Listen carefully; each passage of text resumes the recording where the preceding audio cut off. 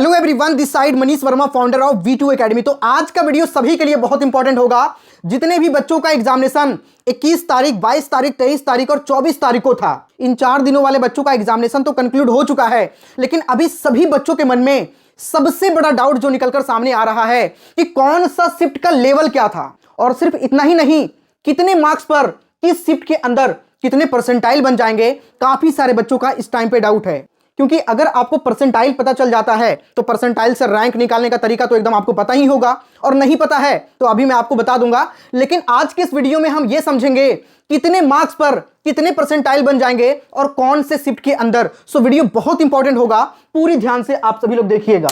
लेकिन उससे पहले आप सभी बच्चों से प्यारा सा रिक्वेस्ट है कि जो भी लोग नए हैं, सब्सक्राइब करके बेल आइकन दबा लीजिएगा। ये चैनल अभी से लेकर के जब तक आपके एडमिशन नहीं हो जाते, हर एक चीजों का इंफॉर्मेशन आपको सबसे पहले प्रोवाइड किया जाता है यहां से। और सिर्फ इतना ही नहीं, जब तक आपके एडमिशन नहीं हो जाते, इवन हम लोग काउंसलिंग में भी आप सभी का कंप्लीट सपोर्ट करते हैं। तो आपके पास कम से कम 2-3 चैनल जो जेईई से रिलेटेड आपको इंफॉर्मेशन देते हैं सब्सक्राइब होना चाहिए, ठीक है। तो आप अभी सब्सक्राइब करके जुड़ सकते हैं। हर एक चीजों पे बहुत अच्छे और बहुत आसान तरीके से हर चीजें आपको यहां पे बताई जाती है, ठीक है। सो आप लोग सब्सक्राइब कर लीजिएगा।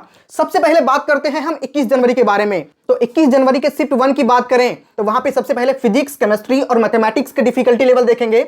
उसके बाद हम ओवरऑल डिफिकल्टी लेवल भी देखेंगे। ये बात थोड़ा सा आपको मान के चलना पड़ेगा कि इस बार जो क्वेश्चन पूछा जा रहा है थोड़ा सा मॉडरेट टू डिफिकल्ट पूछा जा रहा है, थोड़ा सा ट्रिकी टाइप के क्वेश्चंस आ रहे हैं एग्जामिनेशन में। और इसके पीछे एक रीजन भी है। रीजन क्या है? जैसे मान के चलें अगर पेपर इजी आ गया, ठीक है, तो आपको पता है कि दिन पर दिन स्टूडेंट की संख्या काफी बढ़ती जा रही है, और अगर पेपर इजी आने लग गया तो हो सकता है कि ऐसा भी हो कि आने वाले टाइम में 250 नंबर लाने वाले बच्चों का 99 परसेंटाइल बने। और अगर ऐसा होने लगेगा तो बच्चे काफी परेशान हो जाएंगे। इस वजह से जैसे जैसे दिन प्रतिदिन बच्चे बढ़ रहे हैं, आपकी एनटीए जो पेपर सेट कर रहा है, थोड़ा सा ट्रिकी टाइप के क्वेश्चन जो सच में बच्चे पढ़ करके आ रहे हैं, वही बच्चे एग्जामिनेशन में क्वेश्चन को बना पा रहे हैं। और जिस वजह से कट ऑफ यानी कि मार्क्स वर्सेस परसेंटाइल भी बैलेंस डी होगा, ठीक है। इसका मतलब ये नहीं है कि अगर 99 परसेंटाइल की बात करें तो पेपर इतना भी इजी नहीं है कि उसके लिए 220 230 नंबर लाने की जरूरत पड़ेगी। पेपर का जो ओवरऑल पेपर का लेवल जो एनटीए के द्वारा पूछा जा रहा है वो मॉडरेट टू डिफिकल्ट ही है। हाँ, अलग अलग दिन के हम बारे में देखेंगे तो अलग अलग दिनों की परिभाषा जो चीजें हैं वो अलग अलग हो सकती है, ठीक है। और जहां पर पेपर सबसे ज्यादा टफ होगा, ऑब्वियस ही बात है कि वहां पे बच्चे क्वेश्चन कम सॉल्व कर पाएंगे, जिस वजह से यहां पे कम मार्क्स पर भी अच्छे परसेंटाइल बन जाएंगे, ठीक है। तो सबसे पहले हम एक एक करके स्टार्ट करते हैं। 21 जनवरी के शिफ्ट 1 की बात करें तो फिजिक्स जो था वो थोड़ा सा इजी टाइप के क्वेश्चन पूछे गए थे उसमें, जो कि formula based similar to PYQs type के क्वेश्चन पूछे जा रहे थे। लेकिन वहीं केमिस्ट्री की बात करें तो केमिस्ट्री टफेस्ट आ गया था, जबकि माना क्या जाता है कि केमिस्ट्री ही इजी पूछा जाता है। ऐसा बोला जाता है कि जेईई मेन के एग्जामिनेशन में केमिस्ट्री इजी आता है, उसके बाद में फिजिक्स थोड़ा सा मॉडरेट होता है, और हमेशा यह देखा जाता है कि मैथमेटिक्स थोड़ा सा डिफिकल्ट पूछा जाता है। लेकिन इसमें थोड़ा सा ट्रेंड चेंज हुआ है। आप देख सकते हैं केमिस्ट्री ही टफेस्ट आया था, और आप देख सकते हैं जो फिजिक्स है वो थोड़ा सा इजी टाइप के पूछे गए थे।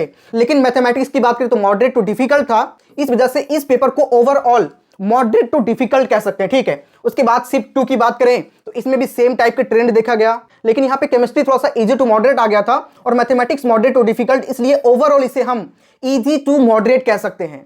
बाकी वहीं 22 जनवरी के शिफ्ट 1 की बात करें तो paper easy to moderate physics था, केमिस्ट्री इजी टू मॉडरेट और मैथमेटिक्स मॉडरेट टू डिफिकल्ट, ठीक है। वहीं शिफ्ट 2 की बात करेंगे, 22 जनवरी शिफ्ट 2 की बात करें तो इजी टू मॉडरेट आप फिजिक्स मानकर चल सकते हैं, केमिस्ट्री मॉडरेट टू डिफिकल्ट, और जबकि मैथमेटिक्स की बात करें तो यहां पे मॉडरेट टू डिफिकल्ट आया था, इसलिए 22 जनवरी के शिफ्ट 1 के पेपर को हम मॉडरेट बोलेंगे और उसके बाद शिफ्ट 2 के पेपर को मॉडरेट टू डिफिकल्ट कह सकते हैं। 23 जनवरी के शिफ्ट 1 के पेपर में जो फिजिक्स था वो थोड़ा इजी टाइप के पूछे गए थे, ठीक है। लेकिन केमिस्ट्री की बात करें तो यहां पे इजी टू मॉडरेट था, और वही मैथमेटिक्स की बात करें तो मैथमेटिक्स मीडियम टू डिफिकल्ट था। इसकी वजह से इसके पूरे पेपर के लेवल की बात करें तो इजी टू मॉडरेट कह सकते हैं। शिफ्ट 2 की बात करें 23 जनवरी शिफ्ट 2 में आपके फिजिक्स जो था वो थोड़ा सा टफेस्ट लेवल का था, केमिस्ट्री जो था वो थोड़ा मॉडरेट था, और मैथ्स डिफिकल्ट था। और इसी वजह से यहाँ पे देख सकते हैं हर कैटेगरी में थोड़ा सा क्वेश्चन का लेवल ऊपर था, इसीलिए सबसे हाईएस्ट जो यहाँ पे टफेस्ट शिफ्ट था वो रहा है 23 जनवरी का शिफ्ट 2, ठीक है। अब तक का जो 4 दिनों का एग्जामिनेशन हुआ वो 23 जनवरी का शिफ्ट 2 जो रहा है वो सबसे टफेस्ट शिफ्ट रहा है। वहीं 24 जनवरी के शिफ्ट 1 की बात करें तो पेपर का लेवल थोड़ा मॉडरेट था, और 24 जनवरी के शिफ्ट 2 की बात करें तो यहाँ पे पेपर का लेवल थोड़ा सा मॉडरेट टू डिफिकल्ट था। और इसी के अकॉर्डिंग आपका मार्क्स वर्सेस परसेंटाइल जाने वाला है, और जितना परसेंटाइल आपके बनेंगे उसी के बेस पे आपका रैंक भी बनेगा। तो चलिए अब हम समझते हैं डे वाइज और shift wise marks versus percentile. लेकिन उससे पहले आप सभी बच्चों को एक बहुत इंपॉर्टेंट बात शेयर करनी है। देखो, आप सभी का एग्जामिनेशन तो हो गया है, बहुत सारे बच्चे ऐसे होंगे जिनके अच्छे मार्क्स बन रहे होंगे, 180 200 नंबर तक गया होगा। कई सारे ऐसे बच्चे भी होंगे जो 150 से कम होंगे और कुछ ऐसे बच्चे भी होंगे जो 100 के आसपास में होंगे। हर कैटेगरी वाले बच्चे इस वीडियो को देख रहे होंगे। सभी बच्चों को एक सलाह मैं देना चाहूंगा, सभी लोग जेईई मेन के एग्जाम को आप दे ही रहे हो, ठीक है, लेकिन उसके साथ साथ में एलपीयू नेस्ट के लिए भी आप लोग जरूर अप्लाई कर लीजिएगा। इस एग्जामिनेशन को हर बच्चों को देना चाहिए, दोनों बच्चों को फायदा है। कम मार्क्स आ रहा फिर भी फायदा है और ज्यादा मार्क्स आपका बन रहा है तब भी फायदा है। अगर आपके मेंस में अच्छे मार्क्स आ जाते हैं तो मेंस के बेस पे आपको एनआईटी मिलेगा। तो अगर आपका एडमिशन एनआईटी या फिर आईआईटी में होता है, यानी कि जेईई मेन के थ्रू आपका एडमिशन एनआईटी या फिर आईआईटी में होगा, तो आपको 1 लाख रुपए का स्टडी ग्रांट, 1 लाख रुपए का चेक आपको मिलेगा। कैसे मिलेगा? आप जेईई मेन के एग्जाम में अपीयर हुए, उसके बेस पे आपको एनआईटी या फिर आईआईटी मिलता है और साथ में आप एलपीयू नेस्ट के भी एग्जाम दिए रहेंगे। तो एलपीयू के साइड से आपको वहां पे पढ़ने के लिए, एनआईटी या फिर आईआईटी में पढ़ने के लिए 1 लाख रुपए का चेक आपको सम्मान के साथ यूनिवर्सिटी बुला करके दिया जाएगा, जहां पे काफी बड़े हस्ती को बुलाया जाता है, जैसे कभी मेंबर ऑफ पार्लियामेंट हो गए या फिर जो लोकसभा स्पीकर ओम बिरला सर हैं, उनको बुला करके बजाते के साथ आपको 1 लाख रुपए का चेक दिया जाएगा, जिसका यूज करके आप लैपटॉप वगैरह खरीद सकते हैं या फिर आप एनआईटी आईआईटी के फी में उस पैसे का यूज कर सकते हैं, अपने फैमिली का सपोर्ट कर सकते हैं। और दूसरा फायदा यह है कि मान के चलें किसी बच्चे का एनआईटी आईआईटी में सिलेक्शन नहीं हो पाता, देखो सच्चाई यही है, सीट काफी कम होती है, जिस वजह से मैक्सिमम ऐसे बच्चे होते हैं जिनका एनआईटी या फिर आईआईटी में सिलेक्शन नहीं हो पाता है। तो आपके पास एक बेहतरीन ऑप्शन होगा, अगर आप एलपीयू नेस्ट के एग्जाम को दिए रहेंगे तो आपके पास बैकअप में भी एक बहुत ही बेहतरीन यूनिवर्सिटी होगा, जहां पे आप कंप्यूटर साइंस या फिर किसी भी ब्रांच से लेकर के यहां पे आप बीटेक कर सकते हैं। यहां के प्लेसमेंट रिकॉर्ड भी काफी बेहतरीन है और कैंपस का तो कहना ही नहीं है, कैंपस काफी बेहतरीन है। एक स्टूडेंट के लिए जो कुछ भी फैसिलिटी चाहिए, हर फैसिलिटी आपको एलपीयू के अंदर मिलता है। और सबसे बड़ा फायदा, अभी बच्चों को 100% तक का स्कॉलरशिप मिल रहा है और मेरे ही कई सारे ऐसे स्टूडेंट हैं जिनको 60 से 70% तक का स्कॉलरशिप मिल चुका है। और सिलेबस तो एकदम सेम होता है, एलपीयू नेस्ट और जेईई मेन का सिलेबस सेम है। यहां पे आप घर बैठे ऑनलाइन भी एग्जाम दे सकते हैं, दोनों मोड आपको मिलता है। और चाहते हैं कि आप ऑफलाइन सेंटर पे जाकर के एग्जामिनेशन दें तो वो भी ऑप्शन आपके सामने मिल जाता है। और यहां पर किसी भी प्रकार का कोई भी नेगेटिव मार्किंग नहीं होता, जिस वजह से मार्क्स ज्यादा लाने की भी पॉसिबिलिटी काफी ज्यादा होती है। और जितना ज्यादा मार्क्स आपका आएगा, आपको उतने ज्यादा का स्कॉलरशिप मिलेगा। तो जाकर के सभी लोग अप्लाई कर लीजिएगा। अप्लाई करने का लिंक डिस्क्रिप्शन और कमेंट के सबसे टॉप पे मिल जाएगा। साथ ही मैं आप सभी को एक कूपन कोड दे रहा हूं, ठीक है, अगर आप इस कूपन कोड का यूज करिएगा तो फॉर्म को फिल करने में आपको मैक्सिमम लेवल का डिस्काउंट मिल जाएगा। और डिस्क्रिप्शन में जो लिंक दिया हुआ है वहां से अप्लाई करिएगा तो ऑलरेडी आपका डिस्काउंट किया रहेगा, क्योंकि वो ऑफिशियली डिस्काउंटेड लिंक है। तो जल्दी से जाकर के अभी अप्लाई कर लीजिए, लिंक आपको डिस्क्रिप्शन कमेंट के सबसे टॉप पे मिल जाएगा। साथ ही कैसे अप्लाई करना है मैंने ऑलरेडी वीडियो बना दिया है, how to fill LPU NEST form 2026, उसका भी लिंक आपको डिस्क्रिप्शन कमेंट के सबसे टॉप पे मिल जाएगा। उस वीडियो को देख करके आप स्टेप बाय स्टेप फॉर्म को फिल कर सकते हैं। मैंने उसमें डिटेल में समझा दिया है कि कैसे अप्लाई करना है। तो बिल्कुल भी लेट मत करिए, अब जल्दी से अप्लाई करिए, क्योंकि अभी आपको सबसे ज्यादा स्कॉलरशिप और साथ ही 1 लाख रुपीज का स्टडी ग्रांट भी मिल रहा है। जैसे अगर लास्ट ईयर की बात करें, देखो यहां पे पेपर के डिफिकल्टी लेवल के अकॉर्डिंग ही आपका मार्क्स वर्सेस परसेंटाइल जाता है, ठीक है।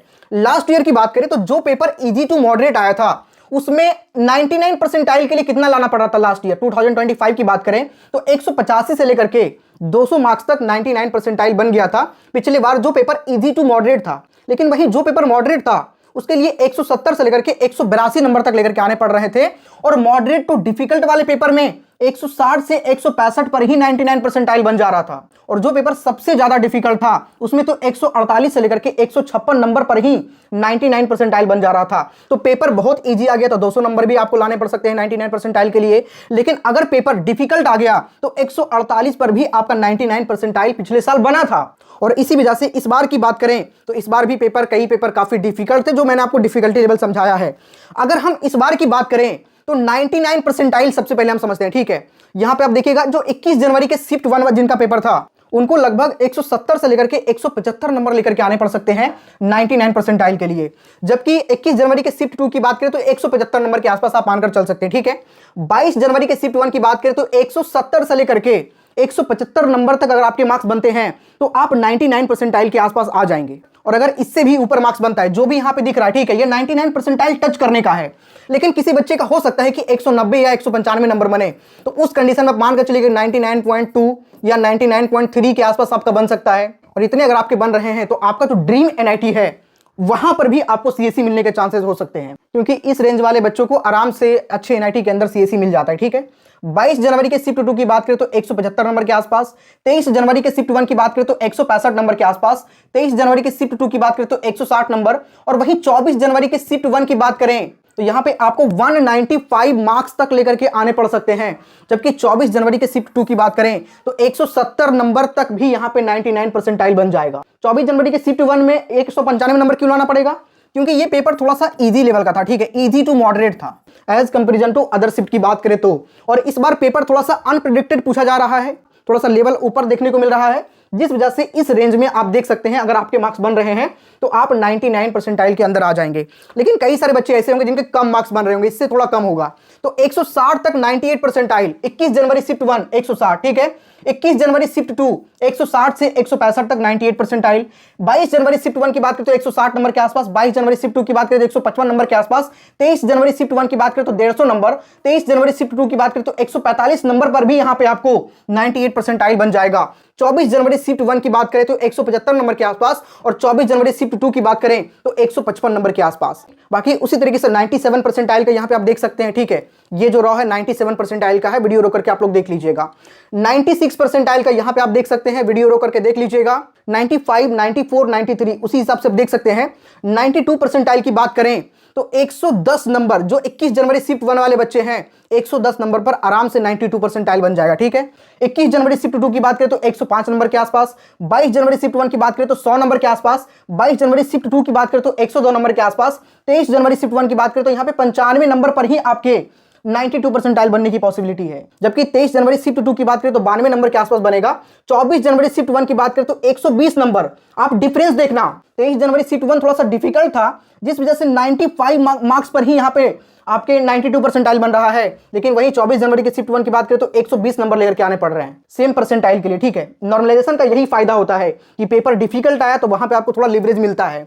24 जनवरी शिफ्ट 2 की बात करें तो 102 नंबर पर भी आपके 92 परसेंटाइल आराम से बन जाएगा।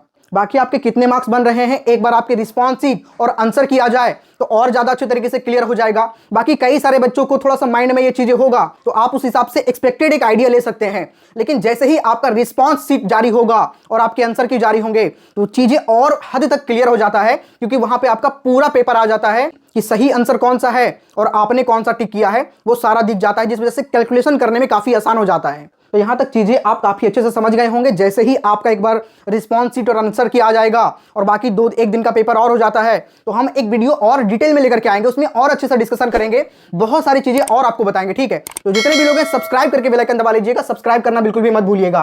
और साथ ही एलपीयू नेस्ट के लिए जिसने भी अभी तक अप्लाई नहीं किया है अप्लाई कर लीजिएगा, लिंक डिस्क्रिप्शन कमेंट के सबसे टॉप पे होगा। कोड आपको यही यूज करना है LPULEI 925, जिससे फॉर्म पर मैक्सिमम डिस्काउंट मिल जाएगा। और ऑफिशियल डिस्काउंटेड लिंक अगर आप डिस्क्रिप्शन और कमेंट के सबसे टॉप पे दिए गए लिंक से अप्लाई करेंगे तो ऑलरेडी आपका डिस्काउंट किया हुआ रहेगा। और कैसे अप्लाई करना है मैंने वो भी वीडियो बना दिया है, how to fill LPU NEST form 2026, जिसका भी लिंक डिस्क्रिप्शन कमेंट के सबसे टॉप पे डाल दिए हैं, या फिर आप इस वीडियो को क्लिक करके देख सकते हैं जो एंड स्क्रीन पर आपको मिल रहा है। इस वीडियो में भी मैंने डिटेल डिस्कशन करा है और साथ ही कैसे फॉर्म को फिल करना है वो भी आपको बताया है। तो जल्दी से जाकर के देखिए, इस वीडियो को क्लिक करके अभी आप लोग देखिए। बैकअप प्लान आप लोग रेडी रखो, और अभी अगर आप अप्लाई करोगे तो आपको मैक्सिमम स्कॉलरशिप मिल जाएगा ना। मान के चलो 50% का भी स्कॉलरशिप आपको मिल जाता है तो प्रॉब्लम नहीं होगा, क्योंकि आपका फी एकदम आधा हो जाएगा, हाफ हो जाएगा। और अगर एनआईटी आईआईटी मिल जाता है तो भी फायदा है, 1 लाख का स्टडी ग्रांट मिल जाएगा वहां पे पढ़ने के लिए एनआईटी आईआईटी में। तो हर तरीके से आपका ही फायदा है, इसलिए एलपीयू नेस्ट आप सभी बच्चों को देना चाहिए। जल्दी से अप्लाई कर लो, क्योंकि एप्लीकेशन फॉर्म जल्द ही क्लोज होने वाला है। इस वीडियो पे क्लिक करके अभी जाकर के आप लोग देखिए। मिलते हैं किसी नेक्स्ट वीडियो में, तब तक के लिए जय हिंद।